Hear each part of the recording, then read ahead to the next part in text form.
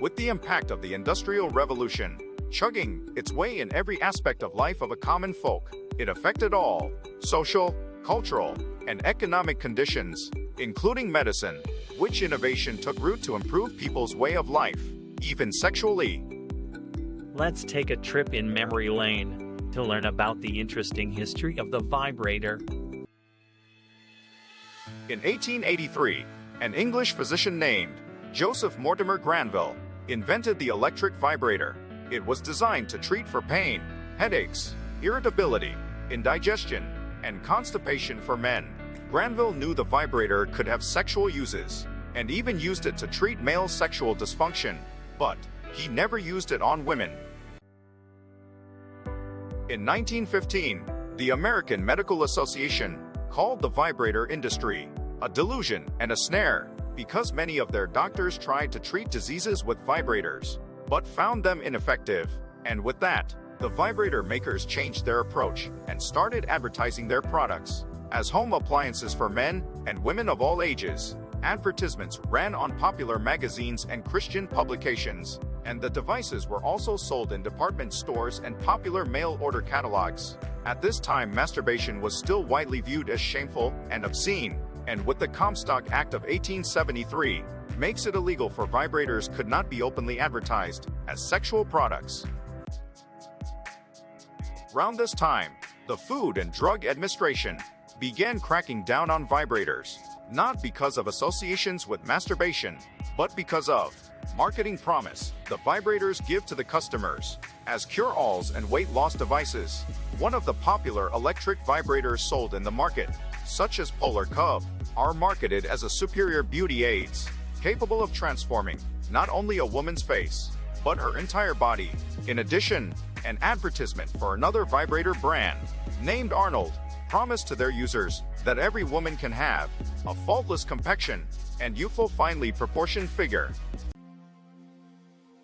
As the birth control pill became widely available and attitudes towards premarital sex relaxed in the US, some people began to speak more positively about masturbation.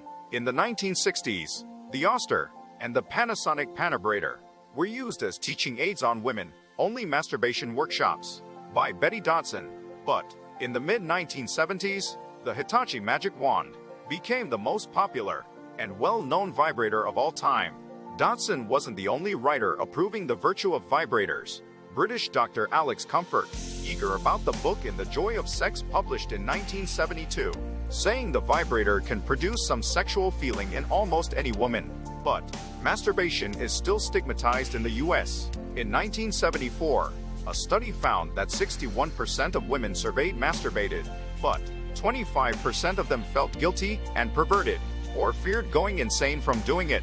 In 1973, the state of Texas introduced the obscene device law. It prohibits any device designed or marketed primarily for the stimulation of human genital organs. In 1983, the sex toy company, Vibratex, became the first to bring vibrators with internal and external components to the US. The sex toys were produced in bright colors and animal shapes in order to get around obscenity laws in Japan, where the vibrators were made.